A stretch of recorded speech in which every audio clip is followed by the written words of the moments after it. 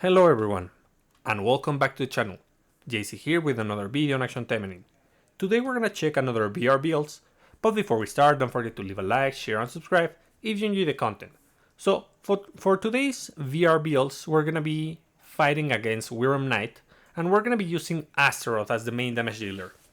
So very important, Astaroth is very good. She can become self-sufficient with the right equipment, but I don't have the right equipment for that.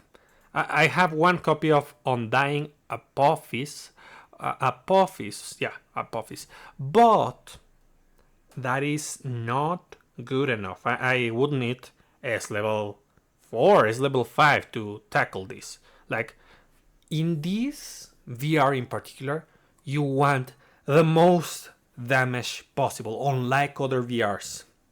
And there's a reason for that. So, the important part here, it says that it reduces damage taken of these two skills, and also it doubles the amount of fireballs created and tracks the enemy. Also restores 2 HP, 2% of total HP when hitting a debuff enemy every 15 seconds. So just by using this weapon, you have HP recovery. So maybe it's not the best HP recovery, and it has a long duration, but it's good enough for a ranged character. So this can become a self-sufficient character. So we're gonna start actually with Lapis. Lapis, of course, is gonna be our healer.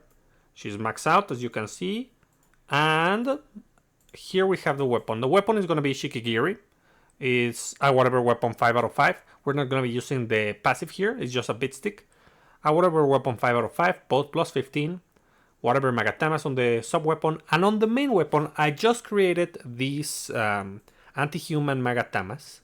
That's not like something you can do just cause. I have been saving my resources for months, and I just decided to craft this because I had PvP anti-human Magatamas, and I rolled these before I could roll Bleed Magatamas. I would have preferred Bleed Magatamas, but these will do. These are anti-human.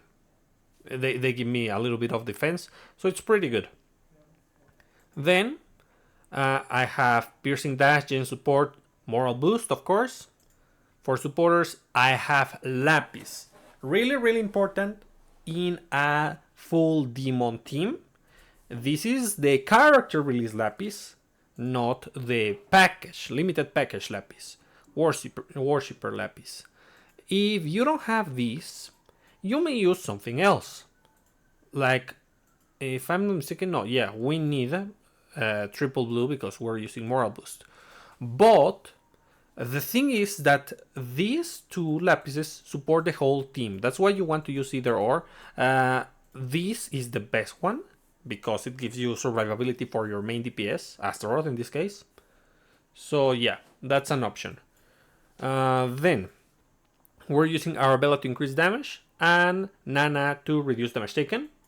Here are the stats of my skins. Then Astaroth. What is Astaroth going to be doing? As you can see, she's maxed out in every possible way. Not every way, but in most aspects, as you can see. So this is funny. I am using a Viridian weapon on the sub weapon and whatever Magatamas. Here I have anti-human Magatamas, yes, with wind. But why am I using the Wicked Star weapon, which enhances damage against demons and reduces damage taken to demons when I'm fighting a human? Well, I don't care about those effects. I care about the speed increase on the summoned familiars of Lava Servant. Yeah, Lava Servant. So that's what really matters about this. I don't have the right weapon. The right weapon would be this one. The Wicked Nifrinka is not going to be useful if I'm not going either green or red, and I'm blue. So there's no point in using this. It's just a bit stick. So instead I'm using this one, which enhances one of my skills just cause. So it's okay to use this. You may think that's dumb. Well, it actually isn't. It's my best option for this. Then I am using Fire Blast, but Fire Wave is also cool. I beat this stage previously with Fire Wave. I was thinking about using Fire Blast, but when I saw the name, I thought Fire Wave is the one because I have this equipped on my build, and I said no, I always equip Fire Wave, so I'll equip the other one, and it was like awkward. But in any case, both of them work. Like I suggest that you go with Fire Blast so that Astaroth doesn't become mid-range and she becomes completely range, so that Ingrid places the fire pits around the stage and not in a single point where everyone is. Then we're using Supernova for the damage, super great, and of course Lava Servant because we're using the weapon to enhance this skill. Then, for supporters, of course we're using Mido Haruka. If you want to use Mido Haruka on Lapis because you don't have the other Lapis, that's also fine. That's a pretty good option, just so that you know. Having 2 copies of Mido Haruka is great. Then we're also using Kirara and Arabella. If I didn't have Kirara, I would use any other form of damage, but we don't have that many forms of damage. Like, we have, for example, New Year Lightning Yukikaze, which increases damage dealt with range attacks. Maximum is going to be 26%, which is not as good as this one, but it's usable for sure. And it also reduces damage taken from range attacks, which is great on this stage. You could also use another Mido Haruka. You can just... no, you cannot put 2 Mido Harukas. I already have one. Let's see. What else can we use? Not this one. There's a reason. You can use Heaviko, for sure. Heaviko is a great option. So keep that in mind if you want to use Astaroth on blue. Of course, Arabella here, just to increase my damage. And yeah, of course, the customs. As you can see, I have almost every skin, so my Astaroth is really, really strong. I do recommend that you focus on one single character to have all their skins. There's like a handful of characters that are really, really, really worth it to have all the skins because they are that viable on VR. For example, Oboro, Astaroth, Lapis, Phantasma. Let's see, who else? Lina. And there was one more, I swear. I'm just trying to check. Yeah, Shizuru. Shizuru is the other one. So yeah, those characters are extremely strong on VR. So you should definitely get all the customs for those. So they are really, really strong. Lastly, we have Oboro. Oboro is the same as before, with Skullface S level 3 plus 12 and unidentified deviation X3 plus 11 S level 5. Water Magatamas, whatever Magatamas, anti-human. Let's see. Wicked Slasher, Flash Step, Hypnosis Seal, with of course Spinel. Super important Spinel so that she enhances the damage of everyone else, especially Astaroth. And we have Momochi Nagi and Gal Lilim. I think that there's like few other options that I could be using to enhance Astaroth even further. Like, I know that this decreases damage taken from suppressed type characters. So if you want to go with a suppressed strategy using someone with summons, this is good. In any case, let us continue. So I'm going to show you how to do this. It is actually fairly simple. You just have to focus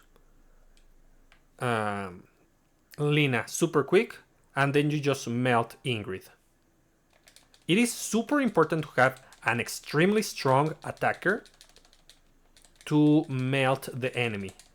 Unlike previous strategies, I am not using a White Feather Asuka user to break super armor.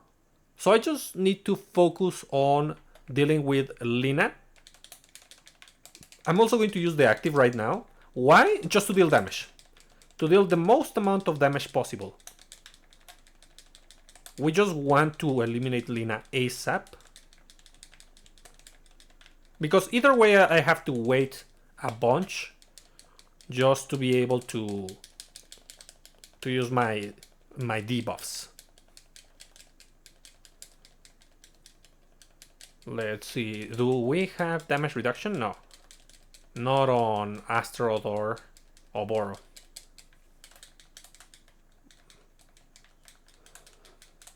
Come on, yes. Nice. Come on, Lina.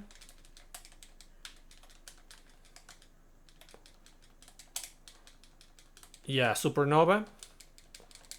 This is taking more than last time. I guess that it's one of the buffs. Perfect. Lina's about to die. There. And now I can inflict mind control to Oboro.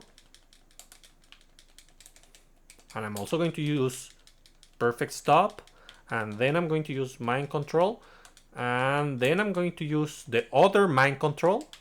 Like, piloting Oboro is super great.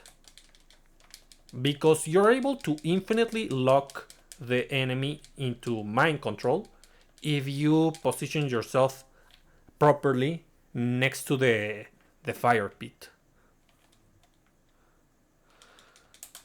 Okay, nice, perfect. Where is...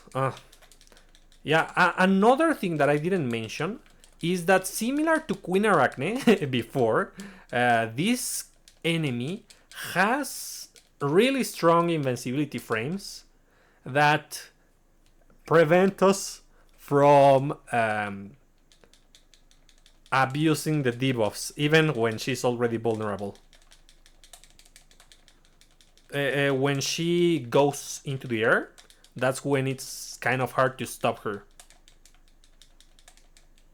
There. Nice. I'm just going to use this. Almost done. Perfect. As you can see, it does work. There's options. I'm still testing as many combinations as possible with different teams, different characters. And I'll be releasing them throughout the weeks. I don't think I'm going to finish in 1 week. And as you can see, I'm going to be progressing through VR each time on a higher step. I might do an upload before everything, like before all of these runs, where I show my 100th run. I gotta check different strategies and see which is the most viable, but definitely try to use self-sufficient attackers who can deal massive amounts of damage, have big AoEs, and are able to just melt Lilim. Wait a moment. Another thing, Grimory didn't add the information. I didn't mention that on the VR video. They didn't add the information tab. We need that information tab. I need to check if Lina counts as... I said Lilim before, but I meant Lina. If Lina counts as demon.